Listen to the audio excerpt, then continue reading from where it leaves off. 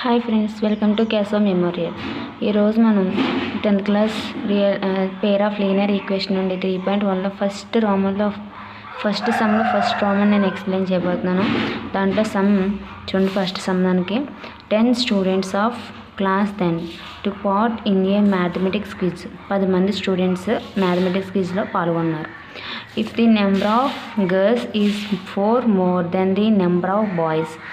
ఇందులో గర్ల్స్ అనేవాళ్ళు girls boys కన్నా సరే, అంటే గర్ల్స్ కన్నా 4 రెట్లు బాయ్స్ ఉన్నారని అర్థం. ఇక్కడ చూడండి, number of girls is 4 more than the number of boys. Boys అనేవాళ్ళు గర్ల్స్ కన్నా 4 రెట్స్ ఎక్కువ ఉన్నారంట, 4 ఎక్కువ ఉన్నారంట. Find the number of boys and girls. అంటే లాస్ట్ మనం ఎంతమంది బాయ్స్ ఉన్నారో ఎంతమంది గర్ల్స్ ఉన్నారో ఫైండ్ అవుట్ చేయాలి. Who took part in the quiz. ఎంతమంది బాయ్స్ క్విజ్లో పార్టిసిపేట్ చేశారు, ఎంతమంది గర్ల్స్ పార్టిసిపేట్ చేశారని మనం లాస్ట్ ఫైండ్ అవుట్ చేసి చెప్పాలి. ఇది మనకి ఫస్ట్ సమ్. దీంట్లో ఫస్ట్ మన రైటింగ్ ఎలా రాసుకోవాలంటే solution the number of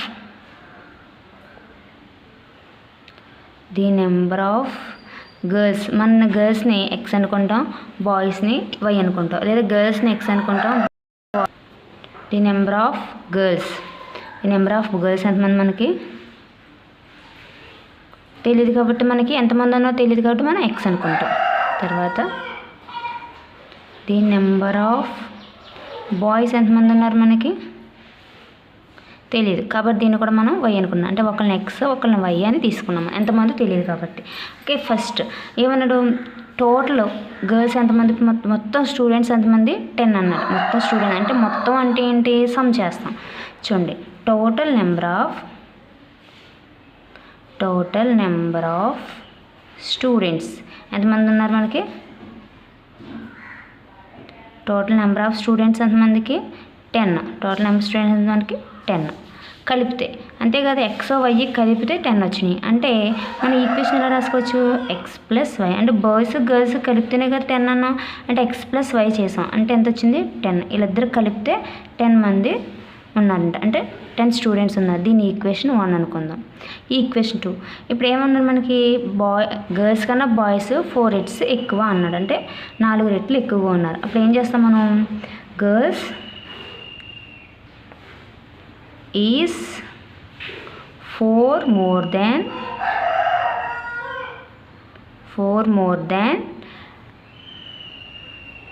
the number of boys equal to, అంటే ఎంతమంది ఉన్నారు, గర్ల్స్ కన్నా బాయ్స్ అనేవాళ్ళు 4 ఎక్కువగా ఉన్నారని చెప్తాం.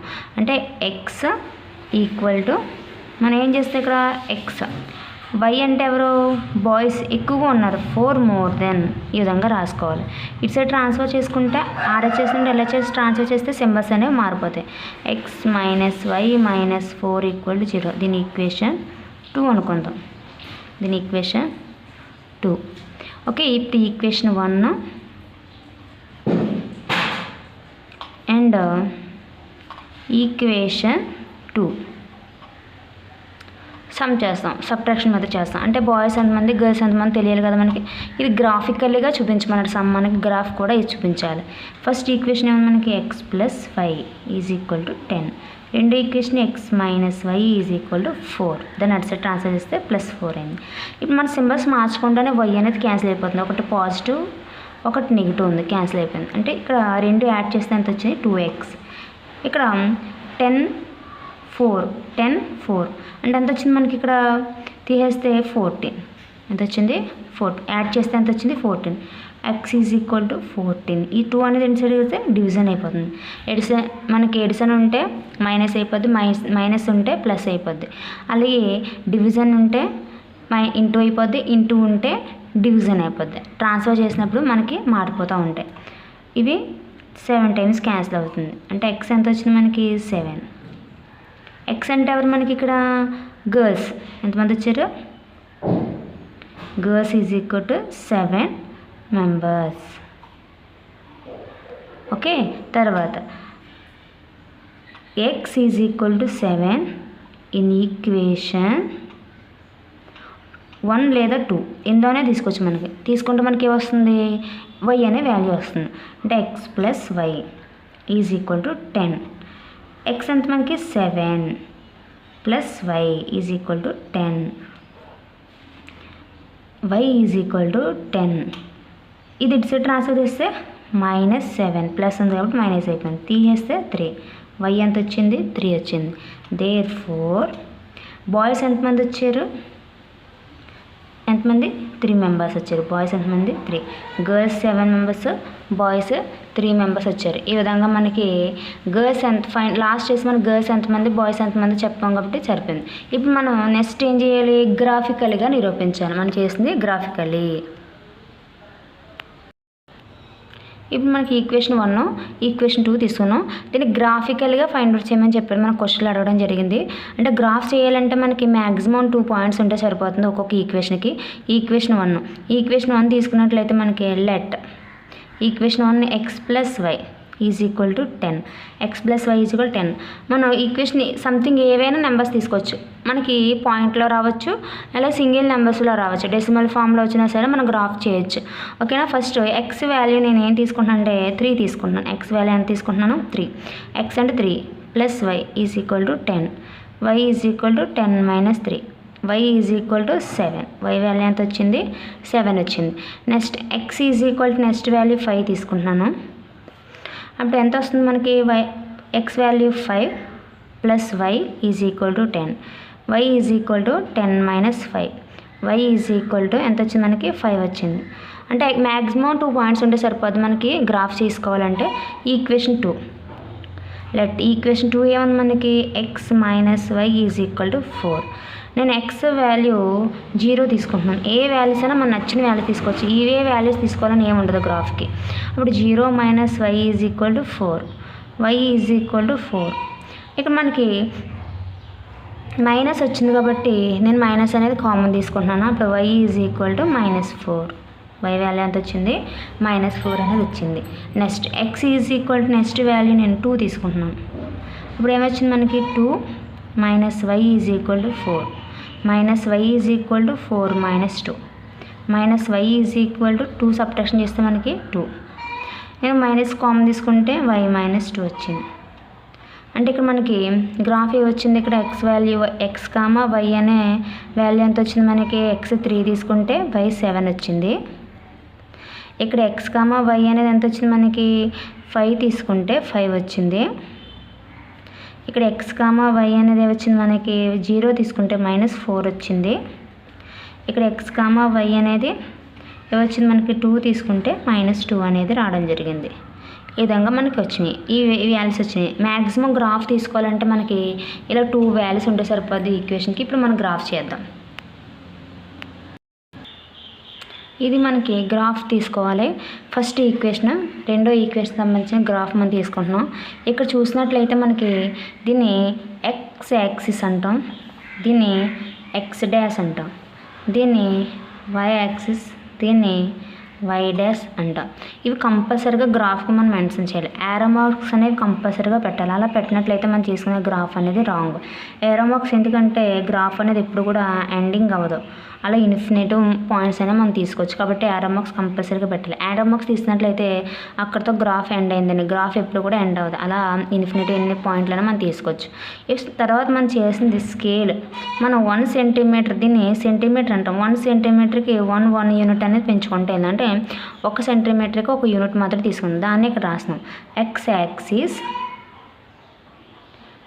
Axis 1 centimetre is equal to 1 unit. కంపల్సరీగా ఇది స్కేల్ రాయాలి. స్కేల్కి 2 మార్క్స్ అనేది మనకి ఎగ్జామ్లో ఉంటుంది.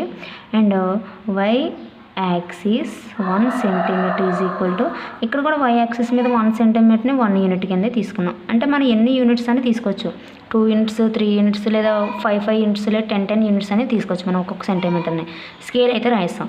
మనకు వచ్చిన పాయింట్లు ఏమన్నాయి? ఫస్ట్ పాయింట్ ఏముంది? ఎక్స్ కామా వై అనేది ఈక్వేషన్ 1కి సంబంధించిన పాయింట్లు ఏమున్నాయి? 3,7, తర్వాత 5,5. And x comma y second equation సంబంధించిన పాయింట్లు ఉన్నాయి. 0, -4, 2, -2 అనేవి ఉన్నాయి మనకి. ఓకే, ఇప్పుడు మనం గ్రాఫ్ తీసుకుందాం. ఫస్ట్ 3,7 అంటే ఇది ఎక్స్ యాక్సిస్ మీద తీసుకోవాలి, ఇది వై యాక్సిస్ మీద. ఇది ఎక్స్ యాక్సిస్ మీద, ఇది వై యాక్సిస్ మీద. ఫస్ట్ పాయింట్ ఎప్పుడు కూడా ఎక్స్ యాక్సిస్ మీద, సెకండ్ పాయింట్ ఎప్పుడు కూడా వై యాక్సిస్ మీద తీసుకోవాలి. ఇప్పుడు ఎక్స్ యాక్సిస్ మీద 3 ఎక్కడ ఉంది? ఇక్కడ ఉంది. అండ్ వై యాక్సిస్ మీద 7 ఎక్కడ ఉంది? పైన ఉంది. అంటే దీన్ని స్ట్రైట్గా అంటే ఇక్కడ 3 ఎక్కడ ఉంది? ఇక్కడ ఉంది. అంటే పాయింట్ ఎక్కడ వచ్చింది? జస్ట్ ఇక్కడ వచ్చింది.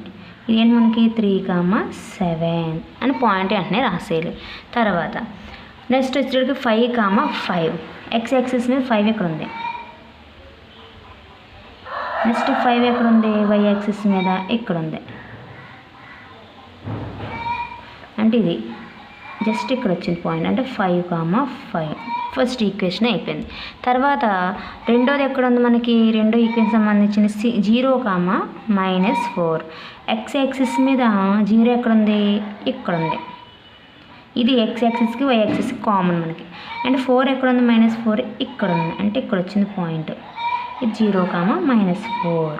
Next y axis x axis మీద 2 పాజిటివ్ అండ్ వై యాక్సిస్ మీద నెగిటివ్ కిందకే రావాలి. అంటే ఇలా స్ట్రైట్ ఇక్కడ నుండి ఇక్కడ దాకా ఇక్కడ వచ్చింది పాయింట్ 2,-2. ఓకే, మనం దీన్ని కలుపుతూ వెళ్ళాలి. చూడండి ఈ డాట్స్ని, నెక్స్ట్ ఈ డాట్స్ని, ఈ 2 డాట్స్ని కలిపాం. అంటే మనకి ఇంటర్సెక్ట్ లైన్స్ అయినాయి. అంటే చూడండి ఇక్కడ ఇంటర్సెక్ట్ అయిన లైన్స్. ఈ ఈక్వేషన్ ఏంటి మనకి? ఇది x + y = 10. ఇది ఏంటి మనకి? x - y = 4. ఈక్వేషన్ సంబంధించిన పాయింట్లు ఇక్కడ మనకి ఇంటర్సెక్ట్ అయింది కాబట్టి దీన్ని ఇంటర్సెక్ట్ లైన్స్ అని అనొచ్చు మనం. ఓకేనా? ఈ విధంగా ఫస్ట్ ఈక్వేషన్ సంబంధించిన ఫస్ట్ సమ్మకు సంబంధించిన మనకి గ్రాఫ్ ఈ విధంగా ఉంటుంది. ఫస్ట్ వచ్చేటప్పటికి మనకి బాయ్స్ ఎంతమంది ఉన్నారో, గర్ల్స్ ఎంతమంది ఉన్నారో చూపించాలి. ఓకే, మొత్తం బాయ్స్ ఎంతమంది, గర్ల్స్ ఎంతమంది ఉన్నారో చేసాం. తర్వాత రాబోతుకు మనం దానికి పాయింట్లు అనేవి తీసుకోవడం జరిగింది, గ్రాఫ్కి సంబంధించిన పాయింట్లు. తర్వాత మనం గ్రాఫ్ అనేది ఈ విధంగా చేయడం జరిగింది. ఓకే, ఇది ఓకే. ఈ విధంగా మన సమ్ అనేది కంప్లీట్ అయ్యింది. నా సమ్ కనుక మీకు అర్థమైనట్లయితే తప్పనిసరిగా షేర్ చేయండి, సబ్స్క్రైబ్ చేయండి. నా క్లాస్ మీరు రీచ్ అవ్వాలంటే గంట సింబల్ మీద క్లిక్ చేయండి. Thank you all of you.